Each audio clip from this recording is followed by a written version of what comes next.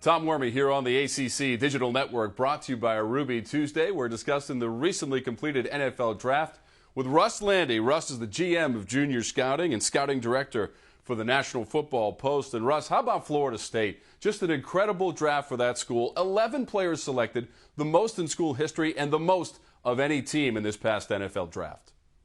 You know, I think it's pretty amazing when you look at what Florida State's done, the athletes they've brought in there, how well they've coached them.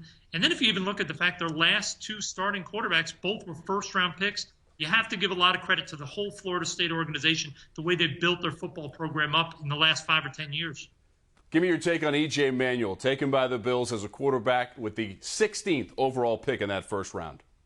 You know, when it first happened, I was a little bit surprised, but the more I thought about it and talked to some scouts around the league, they said, hey, look at the fact. They have a young offensive coordinator who's probably going to want to run some of these read option, and they're playing in Buffalo, which is one of the windiest stadiums in the league. Well, Manuel's got a big league arm. He gets rid of the ball fast, so he can cut through the wind with his arm strength, and he's an athlete who can run that read option offense. So it really makes a lot of sense when I sit down and think about it a little bit more now.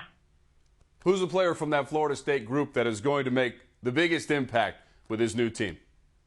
Well, I think that's Bjorn Werner, the defensive end outside linebacker from Florida State. He's going to be sort of a hybrid guy for the Colts. That's why they drafted him. Even though he played down mostly with Florida State, you make him a 3-4 outside linebacker in their scheme, he's going to get a lot of pressure. I think he can be better than Paul Kruger was in Baltimore's defense under Coach Pagano, who's now the Colts head coach.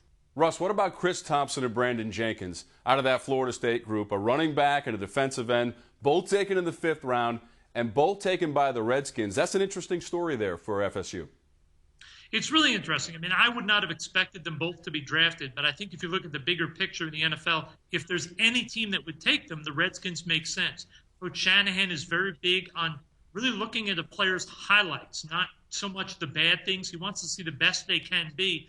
Both those guys, if you take their best plays off tape, the 30 or 40 best plays, they're elite. So it makes sense that they take a gamble on both of them late in the draft.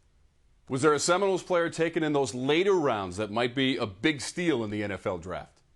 You know, I really like Everett Dawkins. I think this guy going to the Vikings late in the draft, he's not going to challenge for playing time as a rookie. But I think a year or two down the road, their veteran defensive tackle, Kevin Williams, leaves. They'll have Sharif Floyd, Latron Guion. He will become the 3rd defensive tackle and be a big part of that rotation, making a lot of plays. Russ, thanks for your insights on those Florida State players, and we thank you for watching the ACC Digital Network, brought to you by Ruby Tuesday.